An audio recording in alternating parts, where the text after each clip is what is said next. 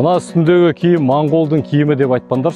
Енді мен сіздерге түсіндіріп айтып берейін. Мына бұтындағы бұл жарғақ шалбар. Қазақтың осы жарғақ деген ол иленген терін айтады. Осылай екі жақ жаны және балақтың төменгі жағы кестеленіп жасалады.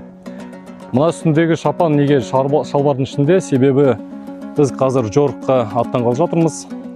Сондықтан бұрын қазақтар 150-200 жыл бұрын аңға шыққанда осылай шапандарын шалбардың ішіне салып алатын болған.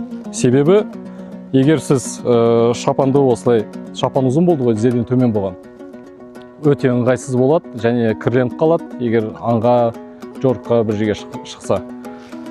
Содан кейін осындай кісе белдікті киіп алады. Кісе белдік дегеніміз бұнда өте ыңғайлы зат. Мына жерде міне пышағы болады, қалтасы болады, және де сауыт сайман киіп батырлар осы кісе белдік тағып алады. Кісе белдікке қылыштарын, садақтарын, қорамсасын бәрін осы кісе белдік ұстап тұрады, соның бәрін. Содан кейін тағы екінші нұсқасы бар.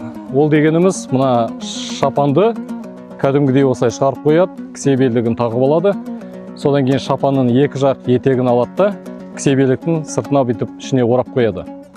Сол кезде адам жүргенде жерде шөп болсын, батпақ, лай болсын, шапан кірлемейді, тізелеп отырса да алды ашық тұрады. Ал енді осы менің сөздеріме дәлел, мына Верещагин деген суретші болды. Түркістан облысына саяхаттап келгенде, сонда қазақтардың суретін салған. Сонда бір бай қазақтың суретін салғанда, тура осылай жарғақ шалбарын киіп алғанда, ішіне шапанын салып, қолында бірақ бүркіті болған. Сонда ол осылай тұрған ғой. Осылай тұрған кезін суреттеп салған. Содан кейін тағы екінші сурет бар. Тура осылай қазақ киіз үйдің алдында шапанын осы жарғақ шалбардың ішіне салып алып, иығына мылтығын асып алып, бірақ енді бізде мылтық жоқ, қазір осылай тұрамыз енді. Қалай, ұқсай ма, ұқсамай ма екен, бағалап кетіңіздер, комментарий жаза кетіңіздер.